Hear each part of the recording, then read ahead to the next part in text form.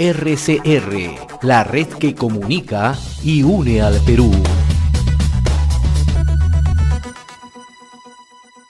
Acaban de presentar un documento titulado Agro, algún día aprenderemos del pasado, cuyos autores son Jorge Arévalo Hacha, pequeño agricultor, líder social, conocido periodista y comunicador en Piura, y el economista Víctor Vázquez Villanueva, que es director ejecutivo del productor agrario, ¿no? El informe, en esencia, busca reflexionar sobre la realidad del agro confrontado con los errores del pasado, tomando como ejemplo lo ocurrido en el norte del país, específicamente en Piura, pero que sirve como lectura obligada, como lección obligada para todo el país, ¿no?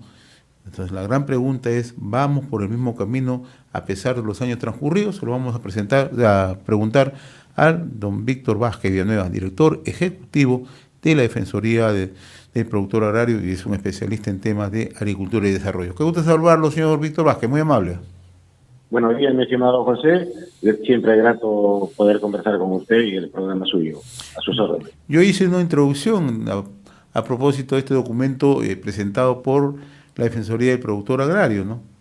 Usted es coautor conjuntamente con Jorge Arévalo Hacha, ¿no? Y ahí ustedes reflexionan, ¿no? Porque se preguntan si vamos a seguir cometiendo los mismos errores del pasado. Agro, algún día aprenderemos del pasado. ¿Vamos por el mismo camino, por la misma senda, a pesar de los años transcurridos? A pesar de los años transcurridos, considero de que las lecciones derivadas del proceso de reforma agraria mal estructuradas en el país nos conduce a un proceso más de miseria y empobrecimiento fundamentalmente del pequeño agricultor, más no de la otra agricultura, que es la agricultura empresarial, ¿no? Y como muy bien Jorge, hoy día él convertido ya en un agricultor, un reconocido ciudadano piurano, pero ya convertido en un agricultor, conversamos la necesidad de que su experiencia ya que la está viviendo pueda plasmarse en un documento, en unas ideas, para dar a conocer lo difícil que es ser pequeño agricultor aquí en nuestra patria. Y lo difícil no porque quiera el productor, sino por la desatención de los gobiernos y la desatención de las políticas públicas alejadas a la realidad en materia agraria. Ahora, este documento toma como referencia lo ocurrido en Piura, ¿no? Tierra de origen de Jorge Arévalo Hacha, conocido a sus amigos como el Chilalo, ¿no? Nosotros sabemos de su trayectoria, de todo el tesón, ¿no? De toda la perseverancia que le ha puesto, no solamente al tema del agro, sino al tema social, ¿no? Se toma como ejemplo lo ocurrido en Piura, pero sirve para todo el país. Y entonces la pregunta es, ¿no? Cuando ustedes comienzan con un subtítulo, se prometió la justicia social, pero se sembró pobreza. ¿Esto es lo que ha ocurrido en el agro en los últimos años? En el primer título es justamente allá por los años 68 con la reforma agraria. ¿Qué se nos prometió en el campo? Bueno, nosotros, Jorge y yo, éramos aún niños, ¿no? Quizás algo entendíamos, pero se prometió. Jorge trabajaba, su familia, Jorge trabajaba en Yapatera, agricultor, mi padre era cooperativista en Casa Grande antes de ser cooperativa, ¿no? Y se nos prometió riqueza, se nos prometió que iba a cambiar la vida a partir de la reforma agraria. Y la mala implementación desde el punto de vista técnico, desde el punto de vista económico y productivo, obviamente desencadenó en los procesos, en la proliferación del minifundio posteriormente, resultante de la crisis básicamente de las empresas agropecuarias, no agroindustriales, porque fueron dos realidades, ¿no? En Piura tenemos la parcelación, en toda la costa peruana, las parcelaciones que finalmente terminaron desencadenando pobreza. ¿Por qué? Porque ya era inviable la práctica de una agricultura, diríamos, pues, acorde con la adopción de tecnologías, acorde con la adopción de procesos que reduzcan costos, y mucho peor, alejados totalmente del mercado, porque una cosa es integrarse al mercado de manera organizada, y otra cosa es decir que uno está integrado al mercado, pero de manera individual. una producción pequeña jamás puede tener ninguna incidencia en la formación de precios en los mercados, en ningún mercado. Y ese es el resultado de la pobreza.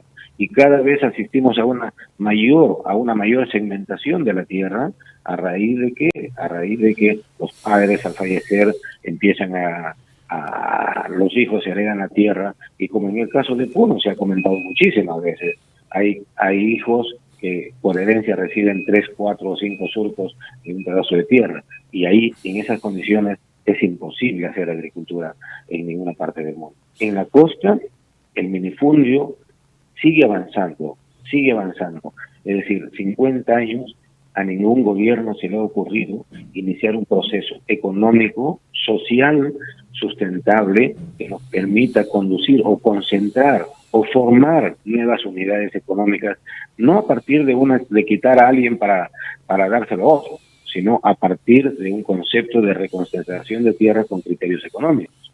Y esa es la realidad de la agricultura, y es difícil hacer agricultura.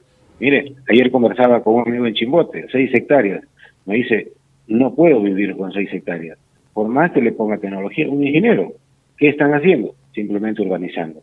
Y con esa dinámica, a lo mejor en algún momento, cada día, el agro pierde más tierras agrícolas y por tanto sinónimo de menos alimentos para los mercados y para nosotros consumidores. Algunos urbanizan, otros alquilan. ¿Esta es la realidad? El proceso de arrendamiento de tierras viene creciendo cada año. Y ahí viene otro problema que no se aborda desde el gobierno, desde el ministerio. ¿Cuál debe ser la política agraria para el productor directamente que sigue conduciendo su tierra a pesar de lo difícil?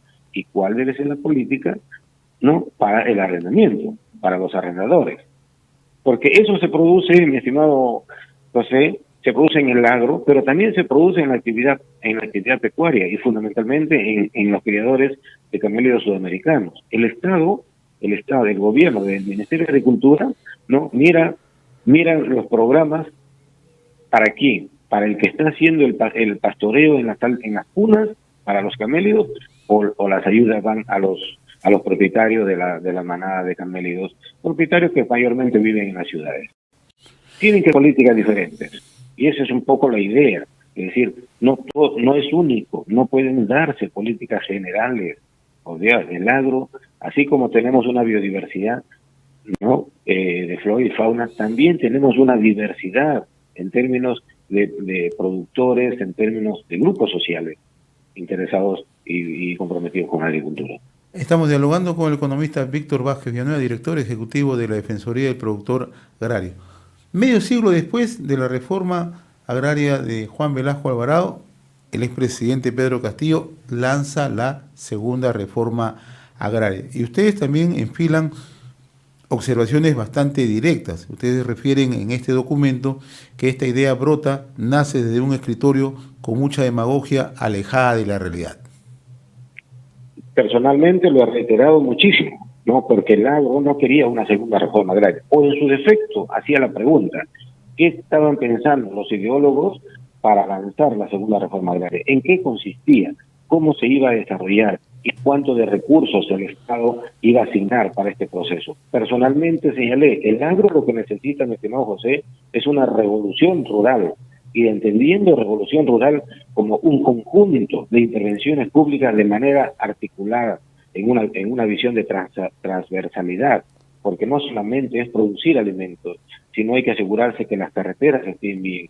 No es solo producir alimentos, hay que asegurarse que la infraestructura de conducción del agua esté en óptimas condiciones. No hay que producir más, sino que hay que asegurarse de que tengamos la infraestructura de almacenamiento, acopio y posacopio para garantizar creación de nuevos valores económicos para mejorar los ingresos de los productores y hacer los mercados de bienes agrícolas menos imperfectos. Hay que asegurar una segunda reforma agraria sin productividad. ¿Cómo hacemos que la tecnología, cómo hacemos que las nuevas técnicas y tecnologías estén disponibles al pequeño y mediano agricultor? Bueno, nada de eso, de la realidad, de la demanda de los agricultores, estaba en la segunda reforma agraria. Claro, psicológicamente, digamos, los miles de pequeños productores de la sierra, fundamentalmente, decían, Les venía con el recuerdo la reforma agraria de Velasco Alvarado, que fue en términos sociales una decisión importantísima para el país. Eso nadie lo puede discutir, ¿no? Con ese recuerdo se quedaron. Entonces, utilizar un buen recuerdo desde el punto de vista social para incorporarle una demagogia política como la segunda reforma agraria. Al extremo que 18 meses, 19 meses, y el campo solo empezó a rechazarlo. Ya no quiere saber el campo nada de segunda reforma agraria, porque lo asocian a la mentira y a la demagogia. Están siguiendo con Don Víctor, están siguiendo con atención sus comentarios de distintos puntos del territorio nacional y nos están escribiendo desde Cajamarca, justamente un agricultor que nos pregunta, yo le traslado esta inquietud, ¿no?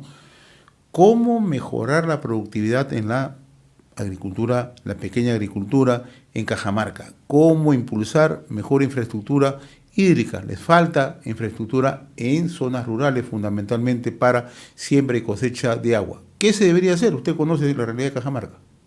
Mire, más o menos hace 3 años, si mal no recuerdo, justamente escribí un documento sobre las brechas técnicas y económicas en la región Cajamarca. Y ahí fundamentalmente comprobé con información y los estudios de campo que Cajamarca es un paraíso en términos de biodiversidad, ¿no?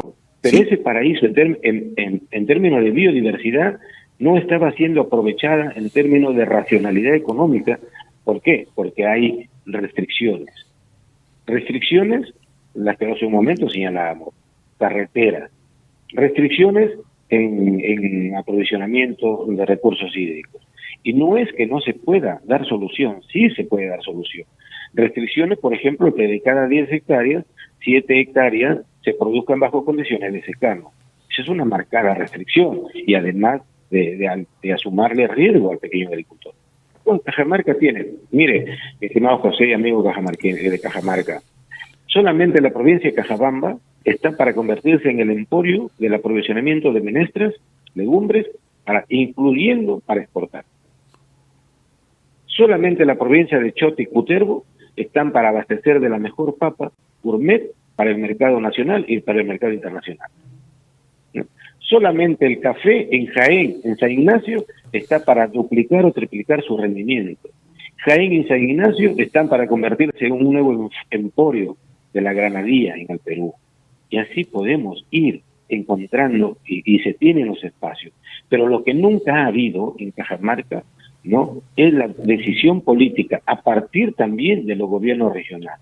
Es increíble que Cajamarca, con los cientos de millones de soles de canon, además del presupuesto, no pueda seguir siendo ciego ante tanta demanda y necesidad para impulsar la agricultura cajamarquina. No podemos seguir diciendo Cajamarca es una importante cuenca lechera, que lo es en volumen, pero yo quisiera que se convierta en una cuenca en términos de productividad, es decir, pasar de los 7, 8 o 10 litros por hectárea a los 30, 40 litros por hectárea, como otras cuencas en el país lo tienen. A pesar que son pequeños ganaderos, pero hay que articularlo desde el punto de vista de mercado y desde el punto de vista de tecnología. No podemos seguir haciendo o permitiendo que nuestros quesos, mantequillas, nuestros derivados lácteos sigan una cadena de altísima intermediación, ¿no?, para terminar encareciéndolo en el mercado y nuestros pequeños ganaderos sigan convertidos en proveedores de leche. O sea, no es el mercado el malo, sino la desatención de nuestras autoridades regionales, locales y del nivel central, y también un poco de el desinterés entendido puede ser de nuestros pequeños agricultores y ganaderos. Yo insisto, Cajamarca es un emporio para el desarrollo de la agricultura, de la ganadería, en una nueva visión, en un nuevo concepto. Pero eso significa no seguir, pues, asignándole menos de 400 soles por productor. Si uno dividiera el presupuesto para función agraria, mire, al pequeño agricultor le asignan en teoría menos de 400 soles. La pregunta es, ¿qué puede hacer ese pequeño agricultor o ese agricultor cajamarquino cuando su gobierno nacional, su gobierno regional ni siquiera le dan los recursos o asignan los recursos y con los proyectos necesarios para desarrollarse ellos competitivamente? Don Víctor Vázquez Villanueva, ha sido un gusto conversar con usted. Yo lo comprometo cuando esté en Lima para conversar acá en los estudios de RCR con mayor amplitud. Estaba revisando el documento que han presentado y en realidad es un documento que nos permite, ¿no?, esclarecer lo que se debería hacer en la agricultura, las acciones que se tienen que tomar, pero fundamentalmente los errores del pasado ya no los debemos cometer. Le agradezco como siempre la amabilidad. Encantadísimo a usted, amigo José, y a todos sus oyentes. Gracias. RCR, la red que comunica y une al Perú.